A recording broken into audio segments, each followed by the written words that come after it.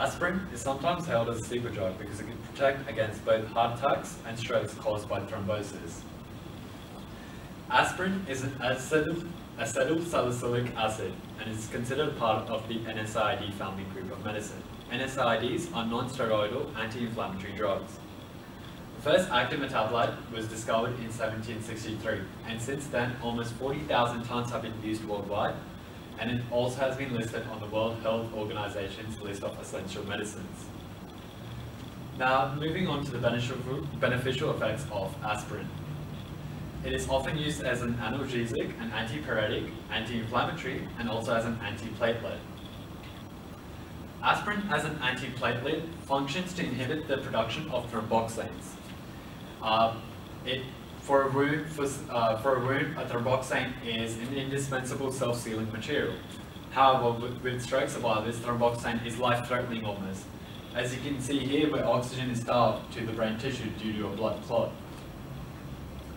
It is said that taking aspirin within 2 days of an ischemic stroke reduces the severity of the stroke. This has been recommended by the American Heart Association.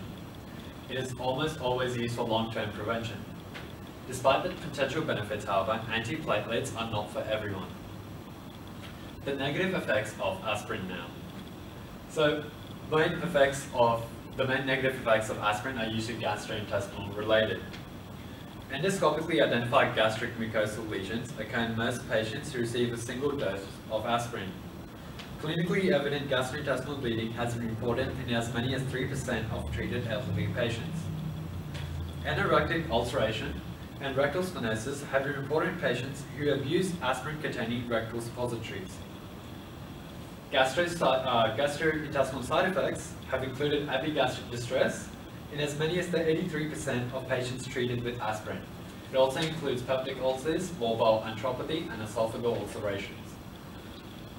So, there has been an increased risk of developing dyspeptic events in rheumatic patients with no prior gastrointestinal systems who receive low dose, which is less than 650 milligrams a day of aspirin. Also, along with gastrointestinal effects, you also have hypersensitivity, metabolic side effects, and nervous system effects such as dizziness and seizures. So, how exactly does aspirin work? Well, aspirin uses an irreversible inhibition of COX-1 and COX-2. However, it is more attracted towards COX-1. Normally, COX-1 produces prostaglandins, which are anti-inflammatory, which then lead to the production of thromboxanes, which are clotting promoting factors, especially thromboxane 2. So, as you can see here, this system of aspirin coming in, blocking cycloogenase, then prevents thromboxane A2, which then prevents platelet activation and aggregation.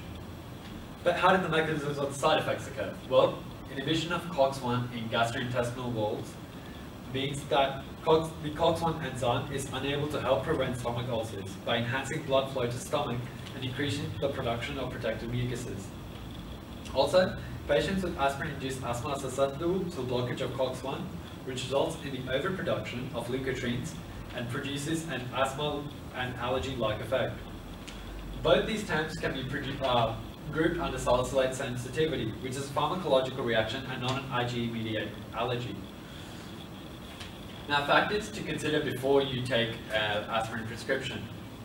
In general, you should consider taking aspirin if its benefits outweigh its risks. So, for example, men, the main benefit is preventing a heart attack. However, for women, it's a stroke. But both have a risk of gastrointestinal bleeding and hemorrhagic stroke. Now, the way we calculate our risk assessment is through an online score, such as the Framingham or Reynolds risk scores. Other risk factors also include the regular use of ibuprofen, which is the NSAID. Also gender, such as men who are twice as likely than women to have gastrointestinal bleeding. Also, having previous history of gastrointestinal diseases can also increase the chances of it recurring.